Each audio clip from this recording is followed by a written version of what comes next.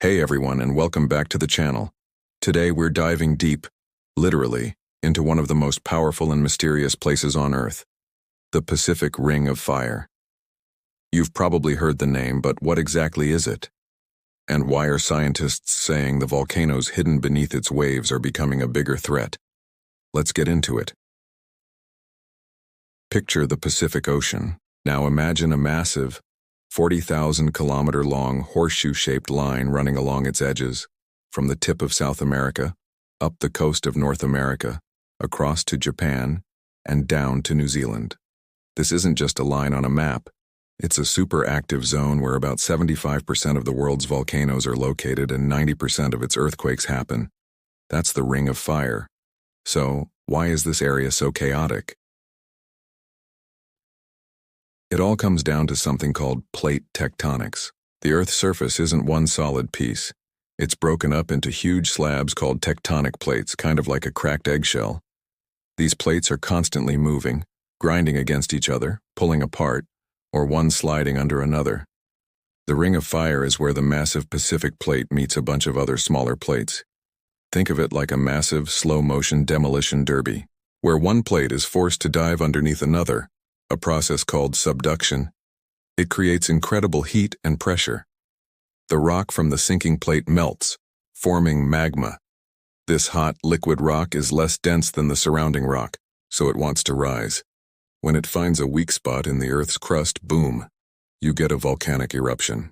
This is happening all along the Ring of Fire, creating chains of volcanoes both on land, like Mount Fuji in Japan, and, more mysteriously, under the sea. Now, you might think an underwater volcano is less of a big deal. I mean, it's surrounded by a ton of water, right? How much harm can it do? Well, that's where things get interesting and, frankly, a bit scary. These aren't just your typical lava-oozing mountains. When a powerful eruption happens deep underwater, it can do something terrifying. It can displace a massive volume of water in an instant. Imagine dropping a giant bowling ball into a bathtub. The water has to go somewhere, and it shoots outwards in waves. Now scale that up to a volcano erupting with the force of thousands of nuclear bombs. The result is a tsunami. These aren't normal waves. They are a series of incredibly powerful surges that can travel across entire oceans at the speed of a jet plane. By the time they reach a coastline, they can build up into a devastating wall of water.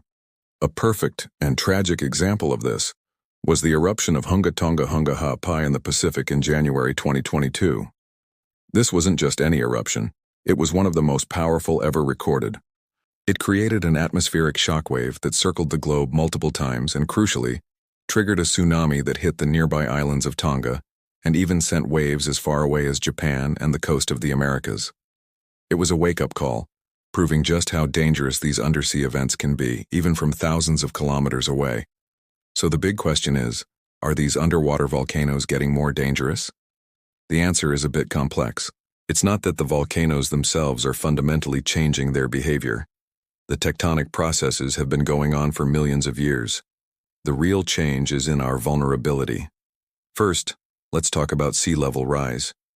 As our planet warms due to climate change, glaciers and ice sheets are melting, and the ocean water itself is expanding as it heats up.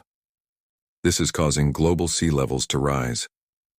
It might not seem like much year to year, but even a small increase in the baseline sea level means that a tsunami doesn't have to be as big to cause catastrophic flooding. The starting line for the wave is already higher. Coastal communities that were once considered relatively safe are now at greater risk. The water just has an easier time getting further inland. Second, think about the pressure. There's a theory that the immense weight of the ocean water sitting on top of these underwater volcanoes actually helps to keep them in check.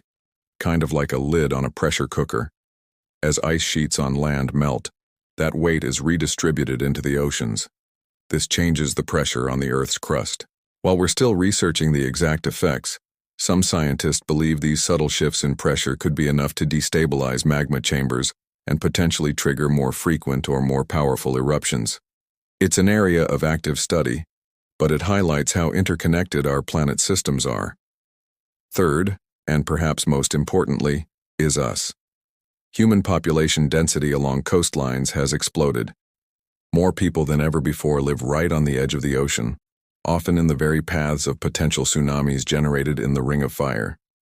We've built huge cities, critical infrastructure like ports and power plants, and entire economies in these high-risk zones.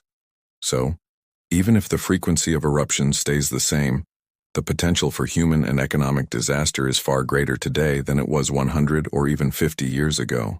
An event that might have hit an empty coastline in the past could now devastate a major metropolitan area. The challenge is that monitoring these submarine volcanoes is incredibly difficult. We can put GPS stations and seismometers all over a land volcano to watch for signs of an eruption, like the ground swelling or tiny earthquakes. But doing that on the deep ocean floor is a whole other level of engineering and expense. We have a much better map of the surface of Mars than we do of our own planet's seafloor. We're essentially flying blind over many of these potential threats. So what are we doing about it? Scientists are working hard to improve our detection systems. This includes deploying more deep ocean buoys, like the DART system, that can detect the pressure changes from a passing tsunami wave and send out warnings in real time. Researchers are also using satellite technology and underwater drones to map the seafloor in greater detail, trying to identify which undersea volcanoes pose the greatest risk. By understanding their past eruptive history, we can better forecast their future behavior. Ultimately, the key is a combination of better science and smarter preparation. It means improving our early warning systems, so we can give people more time to evacuate.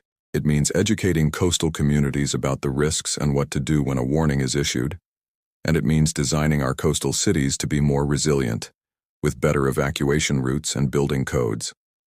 The Ring of Fire isn't going anywhere. It's a fundamental feature of our dynamic planet.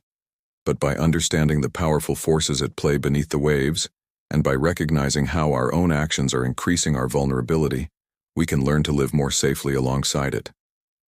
The Earth will keep doing its thing. It's up to us to be prepared. Thanks so much for watching and for diving into this topic with me. If you found this interesting, please hit that like button and consider subscribing for more deep dives into our amazing world. Let me know in the comments if you have any questions or ideas for future videos. Stay curious, and I'll see you in the next one.